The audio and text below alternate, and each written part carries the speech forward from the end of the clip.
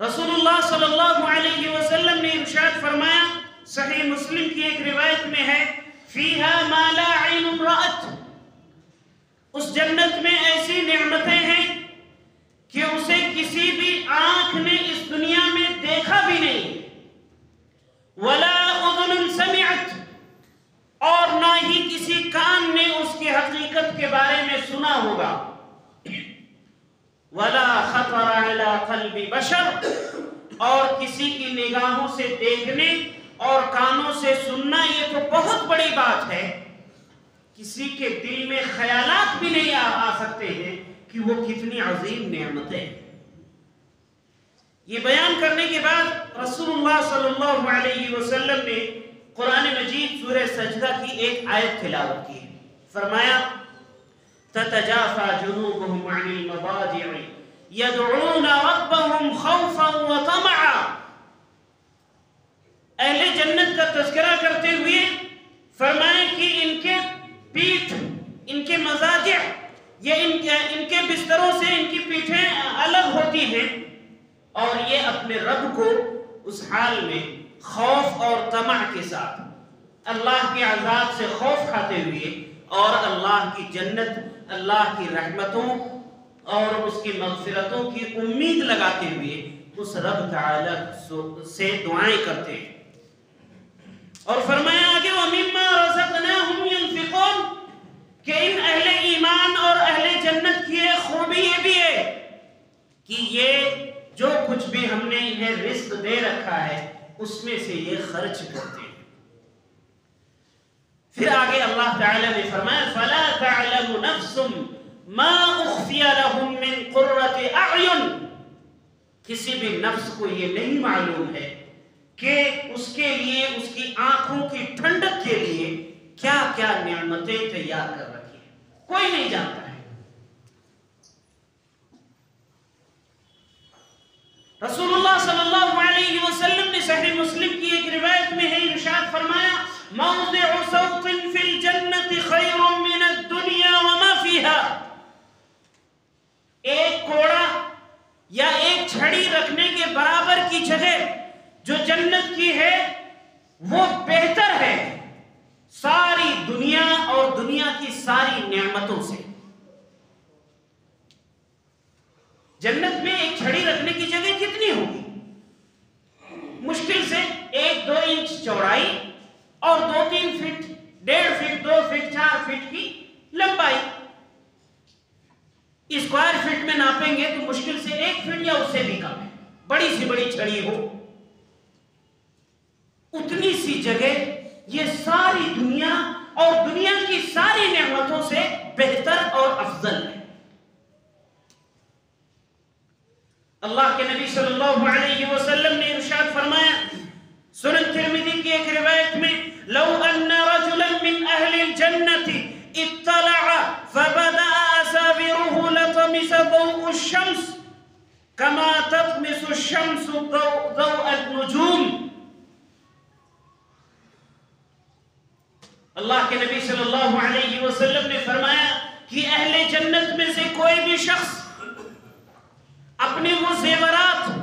جو اس کے ہاتھوں میں یا بدن میں ہیں ان زیورات کے ساتھ اس دنیا میں جھانک دے صرف، تو ان زیورات کی اور اس کے چہرے کی رونق اور روشنی اتنی شدید ہوگی، اتنا خوبصورت منظر ہوگا وہ کہ اس کے آگے یہ سورج کی روشنی بے نور ہو جائے گی، سورج کی روشنی پھیکی پڑ جائے گی۔ مثال دیا آگے آپ نے کہ جس طریقے سے یہ سورج کے سامنے ستاروں کی روشنی ختم ہو جاتی ہے، سورج جب طلوع ہوتا ہے تو اس سے پہلے یہ ستارے غائب ہو جاتے ہیں، اوجھل ہو جاتے ہیں، نظر نہیں آتے ہیں، تو وہ جنتیوں کے زیورات کی چمک اتنی زیادہ ہوگی، جنتیوں کے چہروں کی چمک اتنی زیادہ ہوگی کہ وہ اگر اس دنیا میں جھانک دیں گے تو یہ سورج کی روشنی جو ساری دنیا میں روشنی کرتا ہے، یہ سورج کی روشنی اس کے آگے ختم ہو جائے گی، نظر نہیں آئے گا سورج۔ اللہ کے نبی صلی اللہ علیہ وسلم نے ارشاد فرمایا کہ قیامت کے روز جنتیوں اور جہنمیوں کے فیصلے ہو جانے کے بعد موت کو ایک جاندار چیز کی شکل میں درمیان میں لایا جائے گا اور اسے ذبح کر دیا جائے گا، موت کی ہی موت ہو جائے گی۔ اس کے آگے آپ نے فرمایا لو ان احدا مات فرحا لمات اہل الجنہ، کہ اگر خوشی کے مارے کسی کی موت ہوتی تو سارے جنتی یہ ختم ہو جاتے، موت سے خوشی کے مارے انہیں موت ہو جاتی۔ لیکن یہ اللہ کی ایک عظیم نعمت ہے کہ موت کی ہی موت ہو جائے گی، پھر وہاں اہل جنت کو مارے خوشی کے موت نہیں آئے گی۔ پھر آگے آپ نے فرمایا کہ اگر مارے غم کے، مارے شدت غم کے اگر کسی شخص کو موت آنی ہوتی تو سارے اہل جہنم کو موت ہو جاتی۔ محترم سامعین، اللہ کے نبی صلی اللہ علیہ وسلم نے جنت کی خوشبو کے تعلق سے ارشاد فرمایا کہ وہ جنت کی خوشبو کتنی زیادہ ہوگی۔ فرمایا کہ جس شخص نے کسی معاہد کو، کسی ذمہ کو ناحق قتل کیا ہے تو وہ جنت کی خوشبو بھی نہیں پا سکتا ہے۔ پھر آگے آپ نے فرمایا وَإِنَّ رِيحَهَا تُوجَدُ مِن مَّسِيرَةِ 40 عَامًا، کہ یہ جنت کی خوشبو تو 40 سال کی مسافت کی دوری پر، 40 سال کی مسافت سے اس کی خوشبو محسوس کی جا سکتی ہے۔ اس دنیا کی خوشبو ہم کتنی ہی عمدہ خوشبو لگائیں، بس اسی مسجد کے اندر ہی تو رہے گی، باہر سے جانے والا شخص اس خوشبو کو محسوس نہیں کر پاتا۔ لیکن جنت کی خوشبو ایسی خوشبو ہوگی کہ وہ صرف باہر ہی نہیں، صرف اس کے محل میں ہی نہیں، صرف اس جنتی کے محل کے آس پاس نہیں، بلکہ 40 سال کی دوری کے برابر کی جگہ سے محسوس کیا جا سکتا ہے کہ یہاں خوشبو ہے۔ محترم سامعین، جنت ایک ایسی عظیم نعمت ہے کہ جس میں داخل ہونے کے بعد ہی ایک شخص ساری پریشانیوں کو، ساری الجھنوں کو، ساری دقتوں کو وہ ایسا بھول جائے گا کہ جیسے وہ کبھی پریشان رہا ہی نہیں، اسے کبھی کوئی پریشانی ہوئی ہی نہیں۔ اللہ کے نبی صلی اللہ علیہ وسلم نے ارشاد فرمایا، صحیح مسلم کی روایت میں ہے کہ دنیا میں موجود سب سے زیادہ پریشان حال شخص جو جنتیوں میں سے ہوگا، اہل جنت میں سے وہ شخص جو سب سے زیادہ دنیا میں پریشان رہا ہوگا، سب سے زیادہ مصیبتیں دنیا میں جھیلی ہوگی، ایسے شخص کو قیامت کے روز لایا جائے گا اور جنت میں بس ایک بار صرف داخل کر کے اور نکال لیا جائے گا۔ بس اس کو جنت میں داخل نہیں کر دیا گیا کہ جاؤ اس کی نعمتوں کو تم حاصل کرو، استعمال کرو، بس ایک بار اس میں ڈالا گیا اور فوراً نکال لیا گیا۔ ابھی وہ جنت کی نعمتیں نہیں حاصل کیا ہے،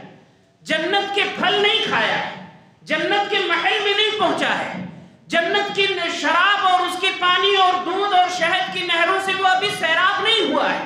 جنت کی کوئی اور نعمت اسے نہیں ملی ہے، بس جنت میں داخل کیا گیا اور نکال لیا گیا۔ رب تعالیٰ اس سے پوچھے گا کہ کیا تجھے دنیا میں کبھی کوئی پریشانی لاحق ہوئی ہے، کبھی کوئی دقت محسوس ہوئی ہے؟ وہ بندہ فرمائے گا واللہ یا ربی،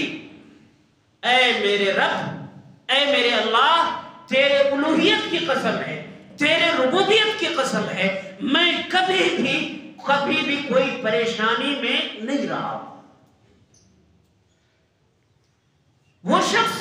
جو دنیا میں سب سے زیادہ دقتیں جھیلا ہے، سب سے زیادہ مصیبتیں جھیلا ہے، سب سے زیادہ پریشانیاں جھیلا ہے، وہ جنت میں بس داخل ہوتے ہی، جنت میں داخل ہوتے ہی ساری پریشانیوں کو، ساری الجھنوں کو، ساری مصیبتوں کو، ساری آفتوں کو وہ سب کچھ بھول جائے گا اور رب کی ربوبیت کی قسم کھا کر کہے گا کہ میرے رب میں کبھی بھی پریشان نہیں رہا ہوں۔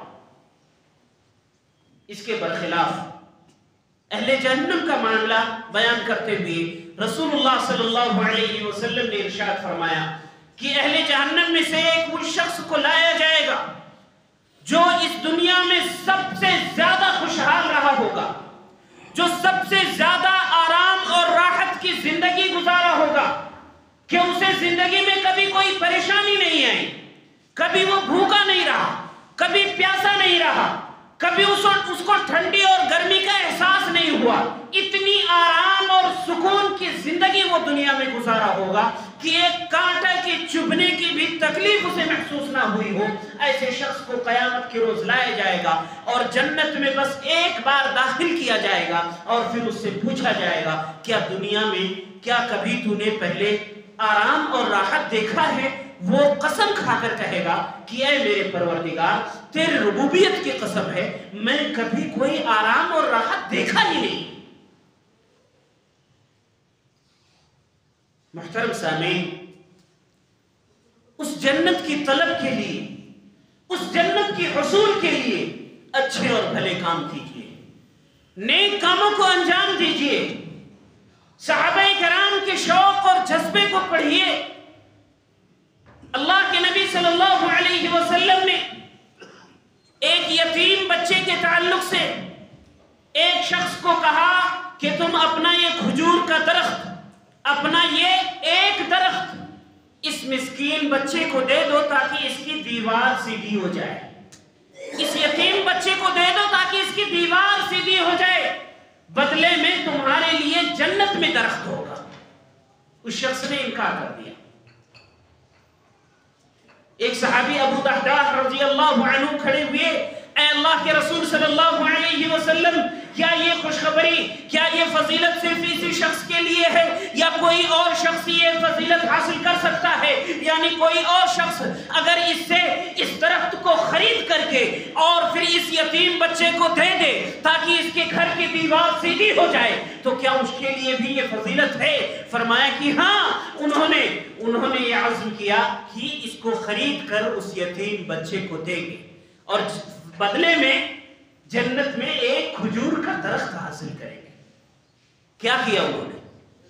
وہ اس درخت کے مالک کے پاس گئے اور بتلایا کہ اس کو مجھ سے فروخت کر دیجیے، مجھ سے بیچ دیجیے، بدلے میں تمہیں کیا ملے گا؟ میرا وہ فلاں باغ جسے تم جانتے ہو، جس میں 600 کھجوروں کے درخت ہیں، کہ جس میں مدینہ کی اعلیٰ معیار کے کھجوروں کے درخت اس کے اندر پائے جاتے ہیں، وہ پورا باغ تمہارا ہے، بدلے میں تم مجھے یہ ایک درخت دے دو تاکہ اس یتیم بچے کو میں دے سکوں۔ اس نے فروخت کر دیا۔ وہ حریص تھا مال کا، لالچی تھا مال کا، اس نے اسے فروخت کر دیا۔ ابو دحداح رضی اللہ عنہ اپنے گھر پہ جو اسی باغ میں ہی تھا، اس میں ان کے بچے تھے، بیوی اور بچے تھے، ان کے پاس گئے اور کہا کہ اے میری بیوی، میرے بچے، یہ باغ خالی کر دو کیونکہ میں نے اسے جنت میں ایک درخت کے بدلے میں فروخت کر دیا ہے۔ بیوی بھی نیک بخت تھی، اس نے شوہر کے اس عمل پر اعتراض نہیں کیا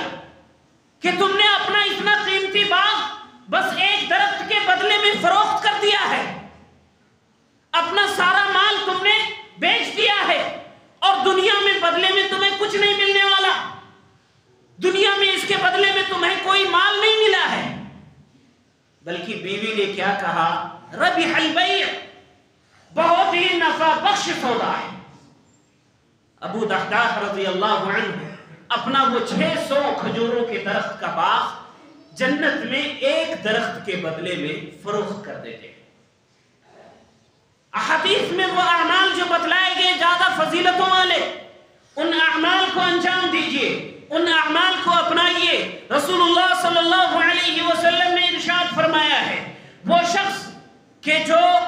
روزمرہ کی فرض نمازوں سے پہلے اور بعد میں 12 رکعتیں نفلی نمازیں، 12 رکعتیں مؤکدہ سنتیں پڑھے گا، اس کے لیے جنت میں ایک گھر بنایا جائے گا۔ ان سنتوں کا اہتمام کیجئے۔ رسول اللہ صلی اللہ علیہ وسلم نے فرمایا، انا وکافل الیتیم ہاکذا۔ رسول اللہ صلی اللہ علیہ وسلم نے فرمایا کہ میں اور یتیم کی پرورش کرنے والے جنت میں ایسے ہوں گے۔ انگلیوں کے اشارے سے بتلایا کہ وہ جو یتیم کی پرورش کرتا ہے، جو کسی مال کے حرص میں نہیں کہ یتیم مالدار ہے وہ مال مجھے مل جائے گا، بلکہ وہ مال اسی کی ملکیت میں رہنے دے اور اپنے خرچ پر اس کی پرورش کرے، اس کی دیکھ ریکھ کرے، اس کا خرچ سنبھالے، اس کی اچھی تعلیم دے۔ اللہ کے نبی صلی اللہ علیہ وسلم نے اس کے لیے جنت میں خوشخبری دی ہے کہ وہ جنت میں رسول اللہ صلی اللہ علیہ وسلم کا پڑوسی ہوگا۔ عورتوں کے تعلق سے اللہ کے نبی صلی اللہ علیہ وسلم نے فرمایا ہے کہ وہ عورت کہ جو فرض نمازوں کی پابندی کرے، رمضان المبارک کے روزے رکھے، اپنے شوہر کی اطاعت کرے، اسے قیامت کے روز جنت کے 8 دروازوں سے بلایا جائے گا۔ وہ جس دروازے سے بھی چاہے گی جنت میں داخل ہو جائے گی۔ عورتیں کو بھی چاہیے کہ وہ بھی فرض نمازوں کی پابندی کرے، اس میں سستی اور کاہلی نہ کرے۔ رسول اللہ صلی اللہ علیہ وسلم نے ارشاد فرمایا کہ جو شخص وضو کرے اور اچھے اور بہتر طریقے سے وضو کرے اور وضو کرنے کے بعد وہ اشہد ان لا الہ الا اللہ وحدہ لا شریک لہ واشہد ان محمدا عبدہ ورسولہ یہ کلمات کہہ لے، اسے قیامت کے روز جنت کے 8 دروازوں سے بلایا جائے گا۔ وہ جس دروازے سے بھی چاہے گا جنت میں داخل ہو جائے گا۔ نمازوں کی پابندی کیجئے، نمازوں سے پہلے آپ وضو کریں گے، وضو کے بعد آپ ان اذکار کو پڑھیں گے، جنت کی خوشخبری ہے، اور ایسی خوشخبری کہ جنت کے تمام دروازوں سے آپ کو پکارا جائے گا کہ آؤ اے اللہ کے بندے، آ اور اس دروازے سے داخل ہو جا، اور پھر تمہاری مرضی ہوگی کہ جس سے بھی چاہو گے داخل ہو جاؤ گے۔ یہ فضیلت آپ کو ملے گی جب آپ نمازوں کی پابندی کریں گے۔ اللہ کے نبی صلی اللہ علیہ وسلم نے ارشاد فرمایا کہ اس شخص کا دل، وہ شخص جس کا دل مسجدوں سے لگا رہتا ہے، وہ رحمان کے عرش کے سائے میں اور بعض شارحین کے نزدیک، بعض فقہاء کے نزدیک وہ اللہ کے ہی سائے میں قیامت کے روز ہوگا۔ کیا اللہ کا سایہ ایسے لوگوں کو بھی نصیب ہوگا جو جہنمی ہیں؟ جی، اللہ کا سایہ انہیں ملے گا جو جنتی ہوں گے، جو اللہ کی رحمتوں والے ہوں گے۔ آپ ان اعمال کو انجام دیجئے، نمازوں کی پابندی کیجئے۔ اللہ کے نبی صلی اللہ علیہ وسلم نے ارشاد فرمایا کہ مجھے میری ملاقات لیلۃ الاسراء والمعراج میں، اسراء اور معراج والی رات میں میری ملاقات ابراہیم علیہ السلام سے ہوئی۔ انہوں نے کہا کہ اے محمد صلی اللہ علیہ وسلم، آپ اپنی امت والوں کو میرا سلام پہنچا دیجئے اور انہیں بتلا دیجئے کہ جنت ایک چٹیل خالی میدان کی طرح اسے سمجھیں کہ اس کا پانی بہت میٹھا ہے، اس کی مٹی بہت زرخیز ہے، بہت خوشبودار ہے، اس کی مٹی بڑی زرخیز ہے، اور یہ ایک خالی میدان کے جیسا ہے، اس میں درخت لگایا جا سکتا ہے۔ کیسے؟ سبحان اللہ، الحمدللہ، لا الہ الا اللہ، اللہ اکبر، ان کلمات کو کہہ کر اس جنت میں درخت لگایا جا سکتا ہے۔ خالی اوقات میں انہیں آپ کہتے رہا کریں۔ اللہ کے نبی صلی اللہ علیہ وسلم نے ارشاد فرمایا لا حول ولا قوت الا باللہ، یہ جنت کے خزانوں میں سے ایک خزانہ ہے، جنت کی عظیم نعمتوں میں سے ایک عظیم نعمت ہے۔ خالی اوقات میں ان الفاظ کو کہتے رہا کریں۔ اللہ کے نبی صلی اللہ علیہ وسلم نے ارشاد فرمایا کہ 2 کلمے ایسے ہیں جو اللہ رب العالمین کو سب سے زیادہ پسندیدہ ہیں، سب سے زیادہ محبوب ہیں، جو اللہ رب العالمین کو پسند بھی ہیں، زبان پہ بہت زیادہ ہلکے ہیں لیکن میزان میں بہت بھاری ہیں، بہت زیادہ ثواب دینے والے یہ کلمات ہیں۔ کیا ہیں؟ سبحان اللہ و بحمدہ، سبحان اللہ العظیم۔ اللہ کے نبی صلی اللہ علیہ وسلم نے اس طرح کے کتنے ہی کلمات کو بتلائے ہیں، کتنے ہی اعمال آپ نے بتلائے ہیں جو انسان کو اس جنت سے قریب کرنے والے ہیں، جو انسان کو اس جنت میں داخل کرنے کا سبب بننے والے ہیں۔ ان اعمال کو انجام دیجیے۔ پیارے ساتھیوں، قیامت کے روز ان اہل جنت سے جب وہ جنت میں داخل ہو رہے ہوں گے، جنت کے دروازوں پر جو متعین کیے گئے فرشتے ہوں گے وہ انہیں سلام کریں گے اور کہیں گے سلام علیکم بما صبرتم فنعم عقبى الدار، تم پر سلامتی ہو ان باتوں کی وجہ سے کہ جن مصائب پر تکلیفوں پر تم نے صبر کیا ہے، یہ بہت ہی بہترین ٹھکانہ ہے۔ اس کے بعد اللہ رب العالمین بھی ان جنتیوں کو سلام کریں گے، فرمایا سلام علیکم طبتم فادخلوها خالدین، کہ اے اہل جنت تم پر سلامتی ہو، تم بڑی پاکیزہ زندگی گزارو گے، جاؤ جنت میں داخل ہو جاؤ، ہمیشہ ہمیشہ کے لیے داخل ہو جاؤ۔ اور اس کے بعد یہ اہل جنت بھی اس اللہ رب العالمین کی حمد و ثنا بیان کریں گے۔ اللہ تعالیٰ نے فرمایا وَقَالُوا الْحَمْدُ لِلَّهِ الَّذِي صَدَقَنَا وَعْدَهُ، یہ اہل جنت کہیں گے کہ ساری تعریفیں اس اللہ رب العالمین کے لیے ہیں جس نے اپنا وعدہ سچ کر دکھایا۔ کیا وعدہ ہے؟ اس نے وعدہ کیا ہے کہ اگر تم توحید پر مرو گے تو تمہیں ہماری رحمتیں مغفرتیں ڈھانپ لیں گے، تم نماز پڑھو گے تو تمہارے لیے جنتیں ہیں، تم اگر روزے رکھو گے تو اس کا بے حساب اجر و ثواب میں دوں گا، تم اگر صدقہ کرو گے تو ایک صدقے کے برابر ایک صدقے کا ثواب 10 گنا بڑھا کر، کبھی 70 گنا بڑھا کر، کبھی 70,000 گنا بڑھا کر، کبھی اس سے بھی زیادہ، جتنا اللہ رب العالمین چاہے گا وہ عطا کرے گا۔ یہ اس اللہ رب العالمین کا وعدہ ہے۔